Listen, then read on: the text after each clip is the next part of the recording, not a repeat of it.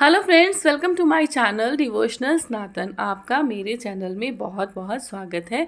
आज हम बात करेंगे मेरी वीडियो में भगवान शिव की पूजा अर्चना कैसे की जाती है और माँ पार्वती गणेश जी का स्थान कहाँ कहाँ पर है। तो आज हम सुनेंगे पंडित प्रदीप मिश्रा की आवाज़ से।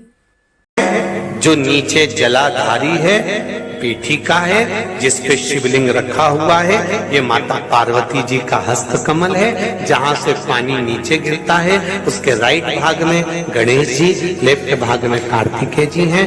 बीच में जो मोटी सी लाइन है वो अशोक सुंदरी है। ऊपर से जो बूंद बूंद पानी जिस कलश में से गिर रहा है वो शंकर भगवान की 5 लड़कियां जया, विषहरा, शामली बारी, गौतली और देव, ये शिव जी की 5 बेटियां हैं जो निरंतर भगवान शिव के साथ में निवास करती हैं। ऐसा मेरे शिव का आनंद है। बस हमें इतना जानना है, बाकी के हमें उससे मतलब नहीं है। दुनिया कुछ भी करे,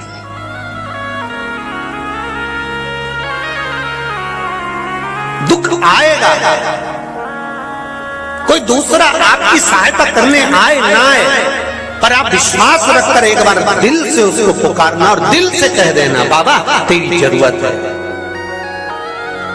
मेरे शंभू तेरी जरूरत है, तुम्हें आना है। और दिल से अगर पुकारा है तो वो दिल से सुनेगा। बस इतना ही आपने कह दिया ना, पंचाक्षर मंत्र का ही जाप कर लिया, नमः शिवाय, षडाक्षर मंत्र बोल लिया, ओम नमः शिवाय, या बोल लिया श्री शिवाय नमस्ते, दिल से कहा, दिल से प्राप्त मिल गया। अब कहीं नहीं।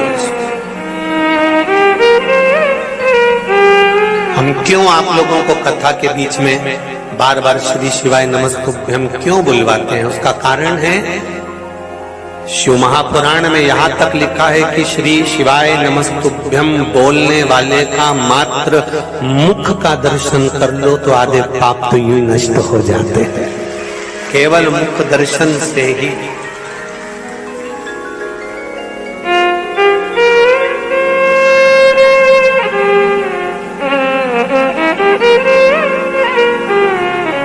बैंक की जो बुक होती है उसको कहते हैं बैंक की पासबुक। क्या बोलते हैं? जम के तो बोलो जरा, काशी वालों मालूम है ना आप लोगों को? जो बैंक की बुक है उसको लिखा होता है बैंक की पासबुक है। पर माना जाए तो बैंक की पासबुक कम, रिश्तेदारों को पास बुलाने की बुक है। जितना उसमें माल ज्यादा होगा रिश्तेदार उतने पास आते हैं।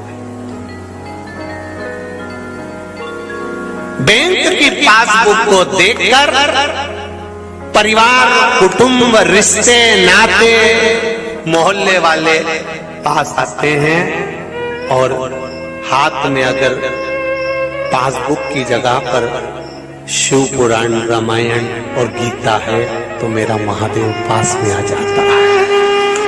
बहुत अंतर है दोनों में। बैंक की पासबुक देखकर, माल देखकर हमारे रिश्तेदार हमारे पास आएंगे और गीता, रामायण, शिव पुराण देखकर वो वैकुंठ अधिपति हमारे पास में आएंगे, महादेव मेरे पास में आएंगे। उस बुक को देखकर कि तुम क्या रखे हो अपने पास में, क्या धारण करे हो आप अपने पास में, क्या रख कर बैठे हो आप।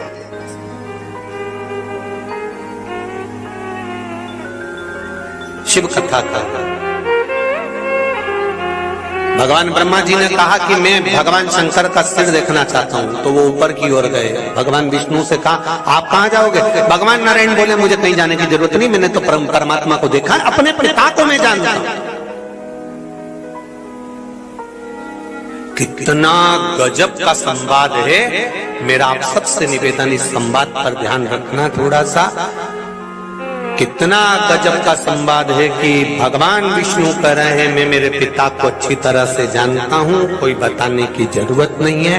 ये भगवान विष्णु ने जो कहा ये शब्द तुम्हारे मुख पर होना चाहिए जिस समय पर तुमको ज्ञान देने वाली चंद्र घंटा जब तुम्हें ज्ञान देती है कि तुम्हारी मम्मी बहुत पक्षपात करती है, तुम्हारे बड़े भैया को तो इतना चाहती और तुमको रत्ती भर नहीं चाहती, तब तुम्हें भगवान विष्णु के इस शब्द को बोलना चाहिए कि मैं अपने माँ बाप को अच्छी तरह से जानता हूं, सुन ले जगदम्बा। काल रात्रि कुष्मांडा, इतना मत बोल देना नहीं तो त्रिशूल हाथ में जाएगा। इतना नहीं,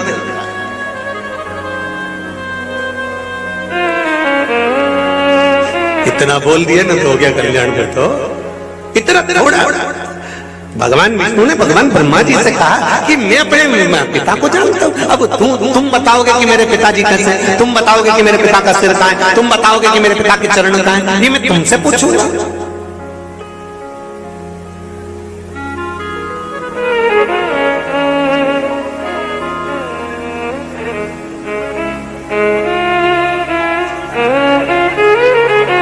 सारी दुनिया के लोग, सारी दुनिया के लोग तुम्हारी तारीफ करेंगे, पर केवल एक जगदम्बा ऐसी होती है जो हमेशा गलती छाटती रहती है। तुम में तो अक्ल ही नहीं है। तुम्हारे दोस्तों को देखो, भले वो कैसा ही हो, उसको देखो कितनी मेहनत करता है, कमाता तो है, कितना आगे बढ़कर काम करता है, और उसकी धर्म पत्नी उसको कोस रही है। तुम्हारे दोस्तों को देखो,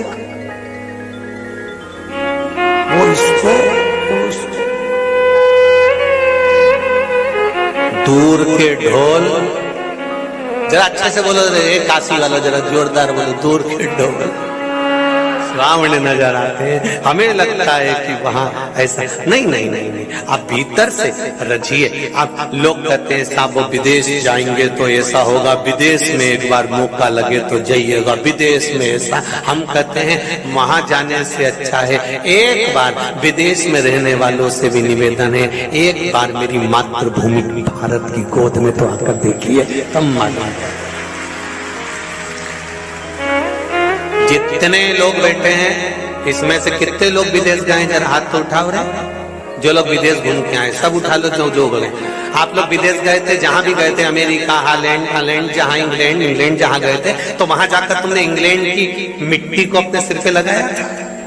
हालैंड की, अमेरिका की, यूरोप की नहीं, चीन की नहीं, पर विदेश से जो भारत की भूमि पर आता है और भारत की भूमि पर गंगा के तट पर जब आता है तो गंगा के तट की भूमि को अपने मस्तक पर रगड़ कर जाता है, ये वो भारत है।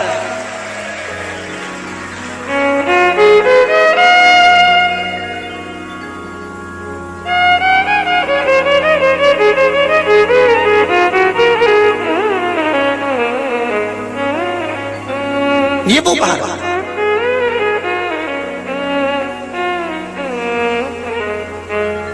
अरे भाई,